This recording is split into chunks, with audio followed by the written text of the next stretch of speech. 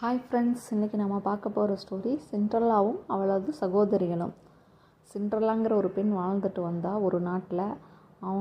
அவளோட சித்தி எவ்வளோ கொடுமையெல்லாம் பண்ணினாங்க, அவங்க சகோதரிகள் அவங்கக்கிட்ட எப்படியெல்லாம் நடந்துக்கிட்டாங்க, கடைசியாக அவள் எப்படி ராஜாவை திருமணம் செஞ்சா அப்படிங்கிறத பற்றின ஸ்டோரி தான் இது. வாங்க ஸ்டோரிக்குள்ளே போகலாம். ஒரு காலத்தில் சிண்ட்ரெல்லான்னு ஒரு பெண் வாழ்ந்துட்டு வந்தாள். அவளோட அம்மா இறந்துட்டாங்க. அதுக்கப்புறம் அவங்க அப்பா இன்னொரு மேரேஜ் பண்ணிக்கிட்டாரு. அவங்க மேரேஜ் பண்ணின சித்தி ரொம்ப கொடுமைக்காரியாகவும் இருந்தான். சித்திக்கு 2 குழந்தைகள் இருந்தன. இவளுக்கு 2 சிஸ்டர்ஸ் இருந்தாங்க. அவங்களும் இவளை வீட்டு வேலைக்காரி மாதிரிக்கு தான் ட்ரீட் பண்ணுவாங்க. ஆனால் சிண்ட்ரெல்லா நல்ல மனமும் நம்பிக்கையோடையும் இருப்பாள். அதனால் எப்போவும் நல்லது நடக்கும்னு நினச்சிட்ருப்பாள். சிண்ட்ரெல்லாவுடைய சித்தியோட பொண்ணுங்க இவள் தங்கச்சியை இவளை எப்போவும் அடுப்பு சாம்பலோடு பார்க்குறதுனால இவளை சிண்ட்ரெல்லான்னு கிண்டல் பண்ணி கூப்பிடுவாங்க.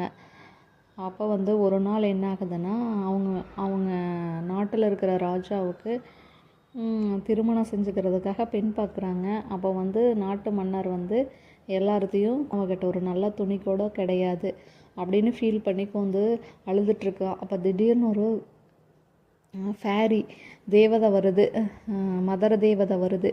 அது அங்கேருந்த பூசணிக்காவை ரதமாகவும் அங்கே இருக்கிற எலிகளை ஒரு தேர் தயார் பண்ணி தருது.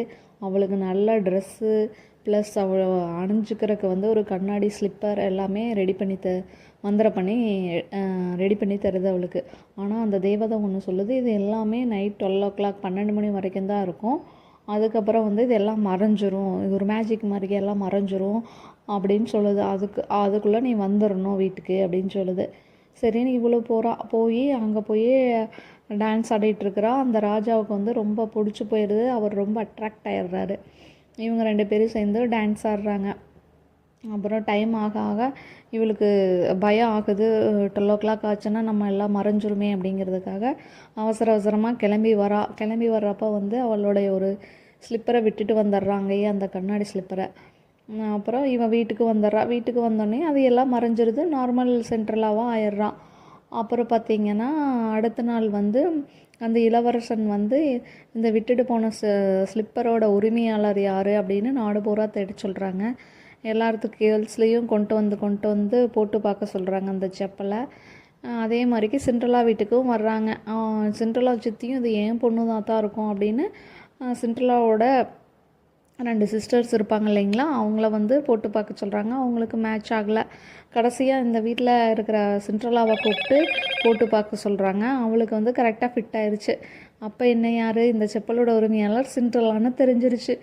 அப்புறம் இளவரசன் அவங்க வீட்டுக்கே இவளை கூட்டிகிட்டு போய் திருமணம் பண்ணிக்கிறாரு.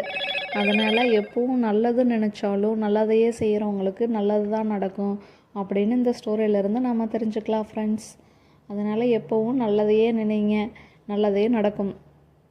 தேங்க்யூ. இந்த ஸ்டோரி பிடிச்சிருந்ததுன்னா ஒரு லைக் போட்டுட்டு இந்த சேனலை சப்ஸ்கிரைப் பண்ணிக்க.